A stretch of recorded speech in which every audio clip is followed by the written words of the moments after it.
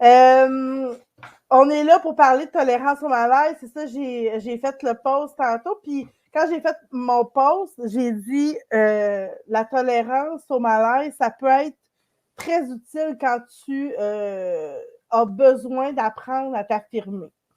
On a choisi ce sujet-là parce que c'est quelque chose qui revient souvent, dans le fond, comme sujet, comme stratégie, dans le fond, pour essayer de mieux t'affirmer, mieux mettre tes limites, mieux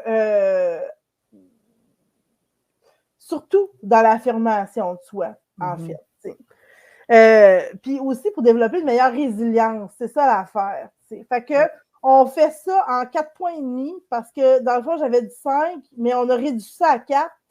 Fait qu'on fait ça à 4 points et demi, OK? C'est comment, dans le fond, tu peux faire pour apprendre à tolérer davantage le malaise. Premièrement, le malaise, des fois, c'est émotionnel, des fois, c'est physique. Puis même si c'est physique, ben souvent, ça vient d'une émotion. Parce que quand il arrive des situations... Sauf si c'est un malaise cardiaque, Nadia. Merci vraiment. Vraiment de la précision. C'est grandement apprécié. Mais tu as raison. Mais nous, ce qu'on nous intéresse, étant donné qu'on n'est pas médecin, Ève, tu comprends, c'est plus d'un ordre thérapeutique, d'un ordre psychologique et émotif. Fait que le malaise, ben, il commence souvent émotionnellement, puis il se transforme de façon physique. On le sait. On sait des fois comment ça peut nous mettre une boule dans l'estomac ou ça nous serre. Bon, c'est tout ça qu'on va voir. Fait que les 4 points pour apprendre à gérer l'inconfort, dans le fond, puis apprendre à développer de la résilience à travers ça. La première étape, c'est de comprendre le malaise. Comprendre qu'il soit émotif ou physique, comme je disais tantôt, ça peut faire partie de l'expérience. C'est correct de vivre un malaise quand il arrive une situation qui te génère soit du stress, de l'anxiété, de la frustration, même douleur au niveau physique. C'est correct de vivre cette expérience-là. C'est pas la fin du monde, mais c'est surtout valide ce que tu es en train de vivre. Fait que de comprendre ce malaise-là, c'est de comprendre que des émotions, des sentiments que tu vis, c'est tout à fait normal. C'est tout à fait normal, puis de les rendre, de dire que c'est complètement normal, ben ça les valide, ces émotions-là. C'est ça que ça crée. T'sais. Fait que, ils font partie de la vie, ces émotions-là, que ce soit le malaise en soi, tu sais. Puis, ben, c'est ça. Il faut apprendre à vivre avec ça, puis apprendre à les accepter au lieu des fuir. Il y a un proverbe, je ne sais pas si c'est un proverbe, mais qui dit, tu sais, ce que tu fuis te suit, ce que tu fais face s'efface. C'est vrai aussi, oui, c'est vrai, mais c'est vrai aussi pour la culpabilité, pas la culpabilité, mais le malaise, tu sais, de tolérer ça. C'est quand tu décides de se faire face, ben, à un moment donné, ça va diminuer, puis on va le voir dans un autre des points. Fait que je te laisse avec le point numéro 2. Oui, la résilience.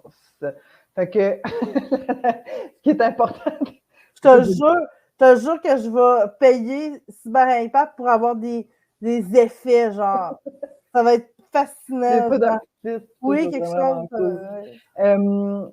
En fait, c'est ça. Développer la résilience émotionnelle face à des malaises, c'est hyper important. Nadia parlait, par exemple, dans la capacité de mettre nos limites. Effectivement, il y a du malaise à tolérer. Mais dans tout, dès que tu sors de ta zone de confort, tu vas vivre un malaise pour n'importe quel processus. Puis ça, c'est quelque chose qu'on aborde d'ailleurs dans le programme là, les fondations psychologiques essentielles. C'est un apport qui est important de tolérer le malaise quand on fait face à la nouveauté. Des fois, c'est pas nécessairement nouveau, mais ça fait longtemps qu'on n'a pas été en contact avec. Donc, de tolérer ce malaise-là, d'avoir la capacité d'être résilient face à ça, ça fait toute la différence. C'est ce qui fait que tu vas continuer à cheminer ou non dans ton processus. Puis c'est ce qui est souhaitable, en fait, parce que souvent, les gens vont faire face à un malaise quelconque. Hein. On parlait de malaise, mettons, émotionnel ou physique, qui est d'ordre émotionnel quand même, là, tu sais, un point, tu sais, des sueurs, le battement cardiaque s'accélère, etc. ben, les gens vont prendre ces signaux-là comme un signal qui est négatif, donc ils doivent arrêter de faire ce qu'ils sont en train de faire, quand en fait, c'est tout le contraire.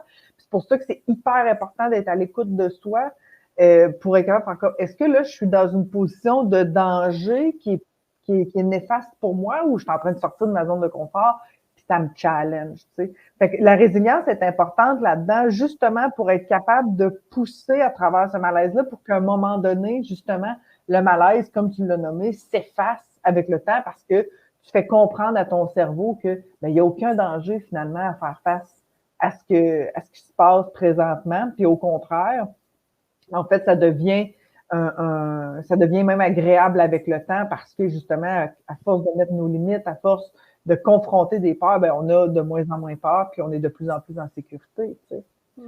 Que, point 3, Nadia, je te renvoie à la porte. Ben, une autre stratégie puis une technique importante qu'on parle souvent aussi, c'est la régulation émotionnelle. En fait, la gestion émotionnelle. Puis c'est d'être capable dans le fond, de faire redescendre l'intensité de l'émotion. C'est un peu ça, dans le fond, de réguler. Il y a plein de techniques qui existent. Puis j'ai goût de dire la première, là, moi, qui me vient, c'est ben, la pleine conscience, là, mais c'est d'être capable d'accepter que tu es en train de vivre une émotion, puis de la regarder en dedans de toi, tu sais, de prendre le temps dans le silence, de juste comme laisser l'émotion monter, la vivre, puis pour après ça être capable de mieux passer à autre chose, parce que des fois, on essaie de l'éviter, on essaie de faire d'autres choses, puis de pas vivre cette émotion-là. Puis ce que ça fait, c'est que ça refoule, puis on en refoule une par-dessus l'autre, puis on sait à quel point ça peut être malsain, puis pas bon pour nous, tu sais. Fait que la pleine conscience, c'en est une technique, puis toutes les techniques de respiration, la cohérence cardiaque, ça permet aussi de réguler beaucoup l'émotion. Je le dis souvent, mais tu vas sur YouTube, tu te mets des écouteurs, puis il y en a, tu tapes cohérence cardiaque ou pleine conscience ou méditation, whatever, là, tu sais. Il y a toujours des vidéos qui vont t'aider, dans le fond, dans ce sens-là. Il y a tout aussi, bien, évidemment, là, les exercices physiques, là, parce que c'est ça que ça permet aussi de mieux réguler les émotions. On le sait, là, c'est prouvé, là, l'impact que ça a, l'exercice physique. Le yoga aussi, puis la visualisation, c'est vraiment des techniques, des stratégies qui fonctionnent bien, qui sont des stratégies de pleine conscience, qui te permettent de mieux réguler, puis de, tu sais, juste d'accepter, parce que c'est pas le fun, là, de vivre un malaise, c'est pas le fun à vivre, tu sais, c'est inconfortable, puis d'être capable d'accepter cet inconfort-là en régulant l'émotion, ben, ça va te permettre d'aller vers l'acceptation, puis d'être capable de passer à autre chose, mais aussi que ça soit de moins en moins pire, tu sais. Fait que je te laisse avec le point numéro 4. Excellent. Fait que, à travers ça aussi, on parlait d'inconfort, l'importance de tolérer cet inconfort-là et de s'exposer à ce genre d'inconfort-là. Si je fais, comme je disais un peu plus tôt, quand je fais face à un inconfort, il faut que je me questionne à savoir est-ce que je suis dans une situation qui est dangereuse pour moi, qui est néfaste. Fait que si c'est le cas, ben on se retire de la situation, évidemment. Si c'est pas le cas, ben là, est-ce que je suis en train de sortir de ma zone de confort? Est-ce que je suis en train de faire quelque chose que j'ai jamais osé, mais qui est en ligne quand même avec ce que je souhaite? Ce matin, justement, on enregistrait un podcast avec une prof de chant, tu sais, puis on parlait de ça, de la capacité d'aller devant un public, par exemple, tout ça. Tu sais, les gens qui ont cet objectif-là, ben, tu sais que tu vas vivre un malaise, mais parce que tu veux atteindre un but, tu sais, si toi, c'est de faire le Centre Bell un jour, là, ben, il va falloir que tu chantes un karaoké un jour dans ta vie, tu sais. Puis c'est graduellement de t'exposer à des inconforts comme ça qui sont enlignés. Tu sais, l'idée, c'est pas de s'exposer pour le plaisir de s'exposer. Il y a un objectif derrière. Tu peux, je veux dire, tu peux le faire. Il y a pas, tant que tu es en sécurité, mais si tu as un objectif par rapport à ça, c'est encore plus sain, parce que là, tu vas récolter au fur et à mesure beaucoup. Tu sais, tu vas être en lien avec tes valeurs, ça va travailler ton estime, ta confiance en toi, ton épanouissement personnel, ça va te permettre de rencontrer des gens. Il y a plein de conséquences positives à ça, en fait. Des conséquences négatives, là, tu sais, pour les nommer, c'est que tu vas être inconfortable. Tu sais, tu vas peut-être vivre avec des... Non, c'est ça, mais comme n'importe quoi, tu sais, c'est ça, quand tu as la grippe, tu prends du sirop, bon, je fais pas ça, là, mais tu sais, des fois, prendre soin de soi, c'est pas une partie de plaisir, ça demande une part d'effort. Tu sais, la pleine conscience que tu parlais, par exemple, il y a des gens qui sont pas habilités à ça, puis ça leur fait vivre de l'inconfort de s'arrêter, tu sais. Ouais. Oui, mais ça veut pas dire que c'est pas bon pour toi, tu sais, parce que tu as un inconfort en lien avec ça. Ouais.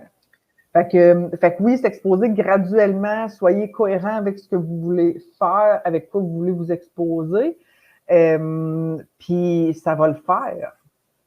Sure. Fait que dans le fond, en conclusion, tout ça pour dire que un malaise, ce n'est pas quelque chose qu'on doit fuir, c'est quelque chose qu'on doit faire face. Tout dépendant, on s'entend, je fais confiance à votre bon jugement, justement de faire la part des choses. Est-ce que je suis en ligne avec quelque chose que je veux atteindre? Est-ce que je suis en train de développer des capacités que j'ai besoin? Est-ce que je me dirige vers un objectif qui m'est cher? On a parlé de toutes les réactions, par exemple, physiques, émotionnelles qui peuvent être liées à ça. Tu sais, on parlait tantôt le point, tout ça, le stress, l'anxiété qui peut être lié à ça. Quand tu parlais de comprendre le malaise, on a parlé de résilience, que c'est important d'être bien équipé, faire face à ces malaises-là, tu sais, d'être capable de rebondir face au malaise. Les techniques de régulation, pleine conscience, yoga, il y a plein de choses qui peuvent te ramener, en fait, là, le coloriage, les mandalas. Hein? On en parle-tu des mandalas? Les mandalas, c'est vrai que ça permet de... non.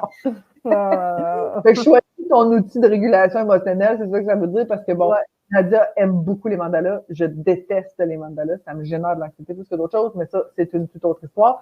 Puis, l'importance de s'exposer graduellement aussi aux inconforts pour sortir de notre zone de confort, justement. Puis, voilà.